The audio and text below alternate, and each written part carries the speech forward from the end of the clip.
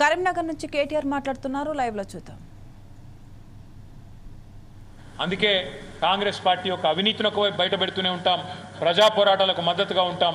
మా పార్టీ మరొక 25 ఏళ్ల పాటు చెక్కు చెదరకుండా ఉండే విధంగా సుశిక్షితులైన కార్యకర్తలను, సైనికులను తయారు చేసుకొని ముందుకు పోతాం.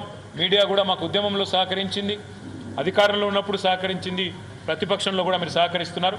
మీకు కూడా ప్రత్యేకంగా ధన్యవాదాలు. మీకు కూడా అక్కడ ప్రత్యేకంగా ఏర్పాట్లు కూడా చేస్తూ ఉన్నాం. కరీంనగర్ నుంచి వచ్చే వాళ్ళకి, హైదరాబాద్ నుంచి వచ్చే వాళ్ళకి కూడా ప్రత్యేక ఏర్పాట్లు కూడా చేయడం జరుగుతుంది. కమలాకర్ గారు, జీవి రామకృష్ణారావు గారు ఆ ఏర్పాట్లన్నీ కూడా చూస్తారని చెప్పి కూడా తెలియజేస్తూ, మీకు ఏమైనా ప్రశ్నలు ఉన్నాయో ఏమైనా అడగదలుచుకున్నా అడగొచ్చని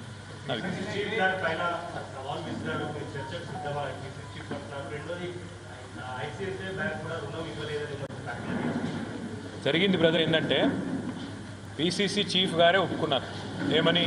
మేము కుదబెట్టినాం, తాకట్టు పెట్టినాం, 10,000 రుణం తెచ్చినామని. ఇంకో దిక్కు 10,000 కోట్ల రుణం తెచ్చినామని ఆయనే చెప్తా ఉన్నాడు. ఇంకోవైపు ఏం చెప్తున్నారు పిసిసి ప్రెసిడెంటు? ఆ 10,000 కోట్లు మేము మన రైతు బంధుకి ఇచ్చినాం, అట్లే ఇంకా వేరే కార్యక్రమాలకు ఇచ్చినామని చెప్పి చెప్తా ఉన్నారు.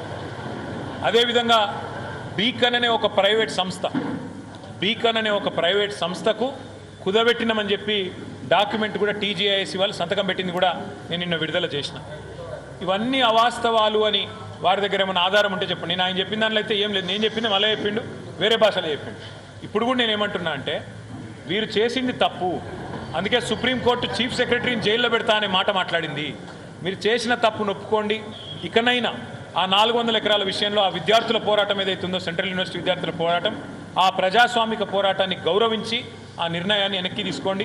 లేకపోతే మాత్రం నేను పక్కా చెప్తున్నా, మీరు గిన్న ఆ భూమిని అమ్మే ప్రయత్నం చేస్తే, ఎవరన్నా ఒక ఇంచు కొన్నా, మేము 3 ఏళ్ల ముంగటనే చెప్తున్నాం, మళ్ళీ 2028-29లో వచ్చేది ఖచ్చితంగా కేసీఆర్ ప్రభుత్వం.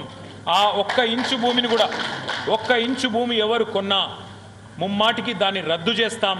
అక్కడ ఎట్లాంటి పర్మిషన్లు కూడా ఇవ్వకుండా, ఈరోజు ఎట్లా అయితే అదొక లంగ్ స్పేస్ లాగా హైదరాబాద్కు ఉన్నదో దాన్ని అట్లే కాపాడుతాం. ఒక అంతర్జాతీయ ప్రమాణాలతో ఈకో పార్క్ నిర్మాణం చేస్తాం తప్ప, గ్రీన్ జోన్గానే ఉంచుతాం తప్ప, ఒక ఇంచు కూడా ఎవరు కొన్నా, ఈ స్కామ్లో ఎవరు భాగస్వాములైనా వాళ్ళకు కూడా తప్పకుండా నష్టం వస్తుంది. ఆలోచించుకోవాలని చెప్పి నేను బిల్డర్లు, ఇంకా రేవంత్ రెడ్డి తొత్తులు ఎవరైతే ఆ భూమిని వేసుకపోదాం అనుకుంటున్నారో వాళ్ళందరికీ కూడా చెప్తాం.